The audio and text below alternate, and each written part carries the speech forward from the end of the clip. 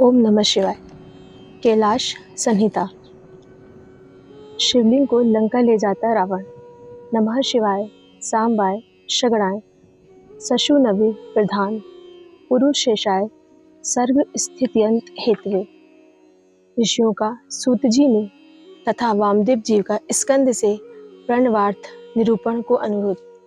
श्री सूत जी बोले, हे महाभाग, आपने उमा संहिता का वर्णन किया, अब आप परम तत्व निरूपिणी कैलाश संहिता का वर्णन करें। सूत जी बोले, हे ऋषियों, व्यास जी ने मुझे बताया है, हे पुत्र, शिव तत्व का प्रतिपादन करने वाली कैलाश संहिता का वर्णन करता हूँ, प्रेम पूर्वक सुनो। मुनियों, पूर्व काल के रथंतर कल्प में महामुनि वामदेव माता के गर्भ से बाहर निकलते ही शिव तत्व के ज्ञाताओं में सर्वश्रेष्ठ कहे जाने लगे। वे वेदों, आगमों, पुराणों तथा शास्त्रों के तात्विक अर्थ को जानने वाले थे। अपने अंगों पर भस्म लगाने से वे उज्जवल दिखाई देते थे। उनके मन में किसी वस्तु की इच्छा नहीं थी। वे शीत उष्ण आदि द्वंद्वों से परे तथा अहंकार तथा शून्य थे। वे दिगंबर, महाज्ञानी, महात्मा, दूसरे महेश्वर के समान जान पड़ते थे।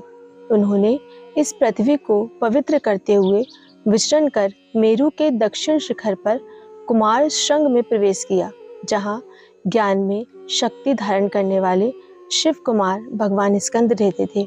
उनके साथ उनकी शक्ति भूता गजावल्ली भी थी। वहीं स्कंद सर के नाम से एक सरोवर था। महामुनि वामदेव ने शिष्यों के साथ उस सरोवर में स्नान करके शिखर पर बैठे शंकर कुमार का दर्शन किया। वे उगते हुए सूर्य के समान तेजस्वी थे। रत्नभूत दो शक्तियां उनकी उपासना करती थीं। स्कंद का दर्शन व पूजन करके मुनि वामदेव ने भक्ति पूर्वक उनका स्तवन किया। जो प्रणव के वाच्यार्थ, प्रणवार्थ के प्रतिपादक, प्रणवाक्ष स्वरूप बीज से युक्त तथा प्रणव रूप है, उन सौम्य कार्तिकेय को नमस्कार है। वामदेव ने इस प्रकार देव सेनापति स्कंद की स्तुति करके 3 बार उनकी परिक्रमा की और पृथ्वी पर दंड की भांति गिरकर साष्टांग प्रणाम किया। वामदेव द्वारा किए गए स्तवन से प्रसन्न हो स्कंद जी बोले, मुने, मैं तुम्हारी पूजा स्तुति से प्रसन्न हूँ, तुम्हारा कल्याण हो। आज मैं आपका कौन सा कार्य सिद्ध करूं? स्कंद की बात सुनकर वामदेव जी बोले, भगवान, प्रणव सबसे उत्तम मंत्र है। वह साक्षात परमेश्वर का वाचक है। भगवान पशुपति ही उसके वाच्यार्थ हैं।